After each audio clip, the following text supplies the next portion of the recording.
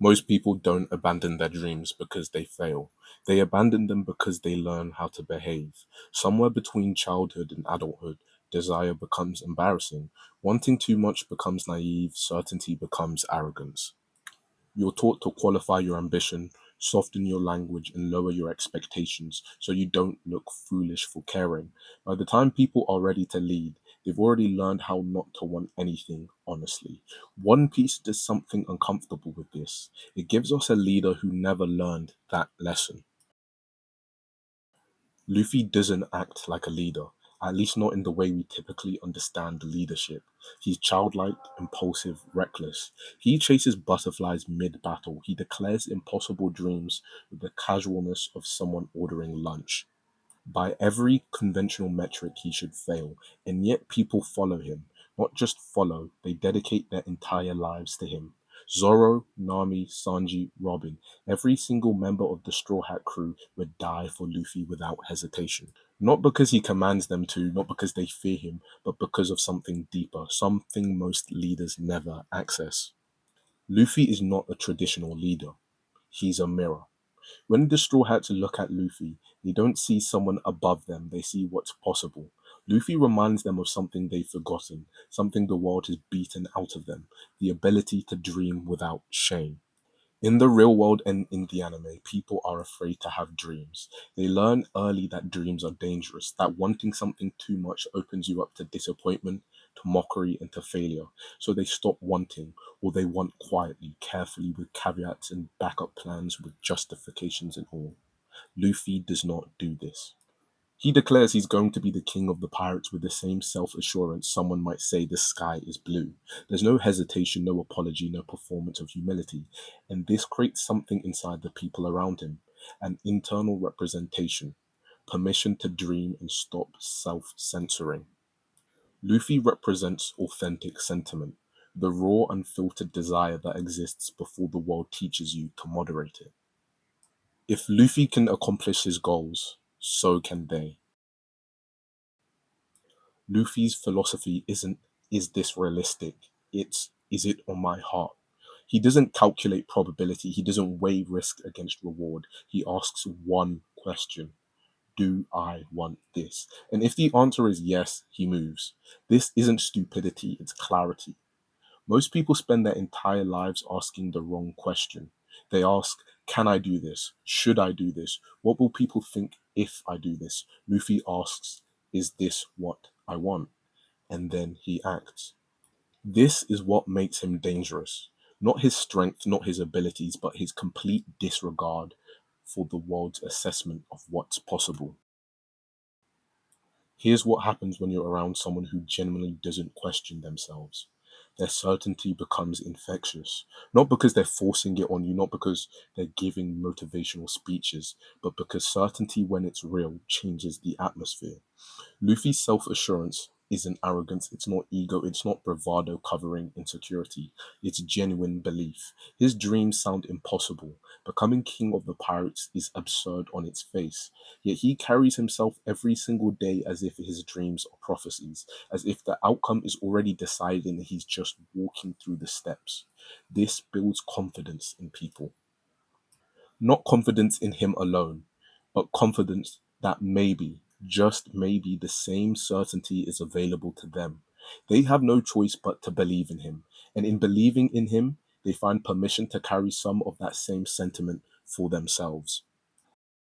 Luffy doesn't fear death, he fears not fulfilling himself. This is the difference. Most people fear dying. Luffy fears dying without having done what he set out to do. It's not about legacy, it's not about being remembered, it's about completion.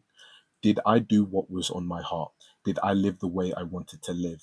This is why Luffy can face death without hesitation, why he can walk into impossible situations without flinching. Because the only thing that terrifies him is living a half life, a compromised life, a life where he didn't pursue what he actually wanted. Death is negotiable, incompletion is not. The Straw Hats all have dreams they want to accomplish. Dreams they've carried, sometimes in silence, sometimes in secret. Zoro wants to be the world's greatest swordsman. Nami wants to map the entire world. Sanji wants to find the All Blue. These are absurd dreams, impossible dreams, and before Luffy, they carried these dreams with varying degrees of doubt. But Luffy holds them to a different standard. He believes that they will accomplish their dreams, not as hope, not as encouragement, as fact. Because if he's going to accomplish his, why wouldn't they accomplish theirs? This is the relentless permission, the mirror he establishes in people. He doesn't make them believe in him, he makes them believe in themselves through his own resolve. People call Luffy childish, but what they're seeing isn't immaturity, it's something most adults have lost: complete openness to the experience of life. Luffy pursues freedom, and his pursuit looks childish because that's what freedom actually looks like. The ability to express without filtering, to want without justifying, to act without performing. Children don't question whether they're allowed to be excited. They don't wonder if their joy is too much, if their enthusiasm is embarrassing, if their dreams are realistic. They just are. Luffy lives this way, not because he's naive, but because he's not concerned with ego. He's concerned with exploration, with following what's on his heart, whatever it may be. Embedded in this is an implicit sense of empathy. Luffy doesn't calculate how to be empathetic. He doesn't strategize emotional intelligence. He just feels, and he acts on what he feels. When someone is hurting, he helps, not because it's the right thing to do, not because he's trying to be good, but because that's what his heart tells him to do in that moment. This is what makes Luffy's leadership so rare. It's not strategic, it's not calculated, it's clarity of heart. Luffy knows what he wants and he pursues it without dilution. He doesn't compromise his dreams for practicality, he doesn't moderate his desires to seem reasonable. He just wants, fully, honestly.